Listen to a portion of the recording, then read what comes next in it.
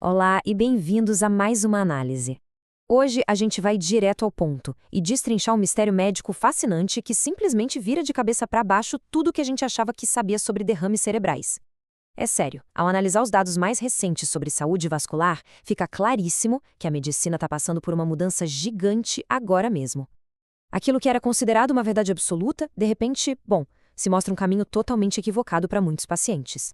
Pensa só, o que acontece quando o manual médico tradicional, aquele usado para prevenir um problema de saúde tão grave, acaba focando no problema errado? Uma descoberta super inovadora da Universidade de Edimburgo mostra exatamente isso. É aquele tipo de pesquisa que obriga a gente a parar e repensar todas as regras que já estavam estabelecidas no cuidado com o nosso cérebro.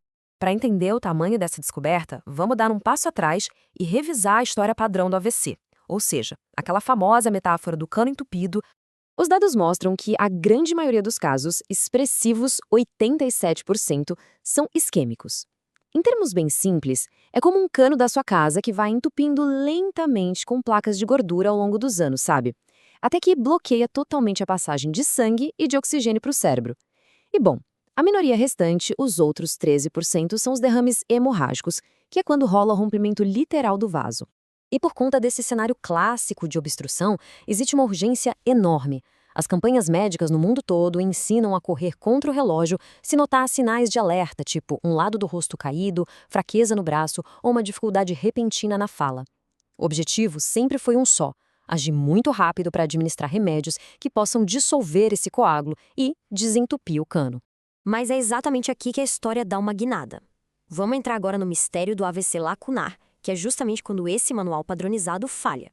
Acontece que um quarto, isso mesmo, 25% de todos aqueles bloqueios isquêmicos são de um tipo diferente e bem específico, chamado de AVC lacunar. E olha, não estamos falando de uma raridade estatística não, viu? São milhões de pacientes no mundo todo precisando de um olhar muito mais minucioso. Basicamente, o AVC lacunar é um evento isquêmico menor que atinge áreas bem profundas do cérebro. Ele acontece naqueles vasos minúsculos super delicados que controlam movimentos fundamentais e a nossa coordenação motora fina. O problema aqui não é um grande entupimento estrutural, mas sim danos muito sutis nessas pequenas ramificações, um processo conhecido como doença cerebral de pequenos vasos. E aí a gente esbarra no grande paradoxo da história. Porque os melhores remédios do mundo para desentupir canos, tipo a aspirina ou as famosas estatinas, simplesmente não funcionam para proteger esses pacientes.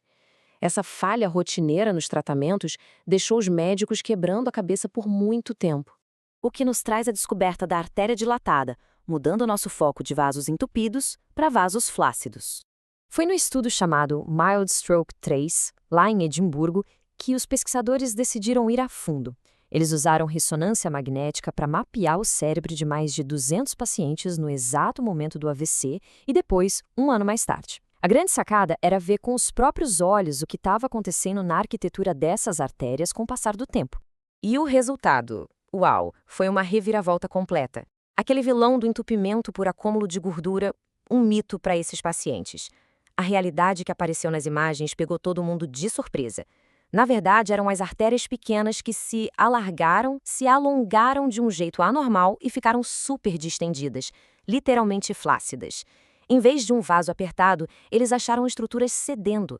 E o risco associado a isso é assustador.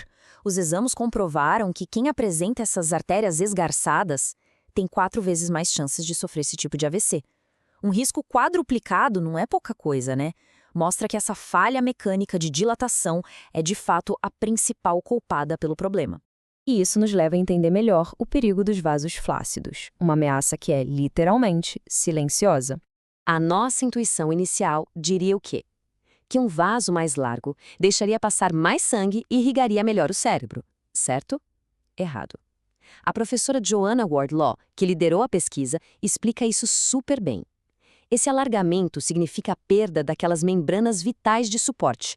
O vaso fica frouxo, flácido e perde a capacidade de contrair ou dilatar para bombear o sangue direito. Essa perda de controle do fluxo cria pequenos apagões no cérebro. Partes minúsculas do tecido simplesmente morrem porque o sangue não chega. E a pior parte? São derrames silenciosos. Eles acontecem ali, na surdina, sem apresentar nenhum sintoma óbvio por fora, danificando o cérebro continuamente sem que ninguém perceba o perigo. Os dados acendem um alerta vermelho gigante para a área da saúde. Em só um ano de acompanhamento, mais de 25% desses pacientes desenvolveram novas áreas de danos silenciosos. Mais de 1 em cada 4. E o mais chocante de tudo isso é que aconteceu enquanto eles tomavam religiosamente os remédios tradicionais, aqueles que deveriam justamente evitar os coágulos. Diante de um cenário desses, fica bem óbvio que a gente precisa de um novo manual de tratamento. É aqui que entra o ensaio clínico LACE-3. A diretriz agora aponta para uma guinada total de abordagem. Em vez de ficar insistindo em limpar bloqueios e afinar o sangue com as drogas de sempre, a terapia precisa mudar de alvo. O foco do futuro é encontrar formas de estabilizar, reparar e proteger a integridade das paredes desses vasinhos esgarçados, devolvendo a elasticidade para eles. É exatamente essa teoria incrível que o estudo LACE-3 está testando no Reino Unido agora, acompanhando 1.300 pessoas por 18 meses. Eles estão avaliando o uso de 2 medicamentos cardiovasculares que já existem, o cilostazol e o mononitrato de isosorbida, para ver se dá para consertar a função dos pequenos vasos. A grande meta não é só evitar um novo bloqueio, mas algo muito mais ambicioso: frear o declínio cognitivo e conter o avanço da demência.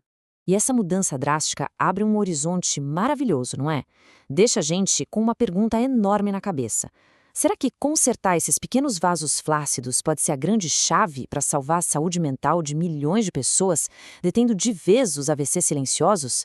Sem dúvida, é uma nova fronteira espetacular da medicina.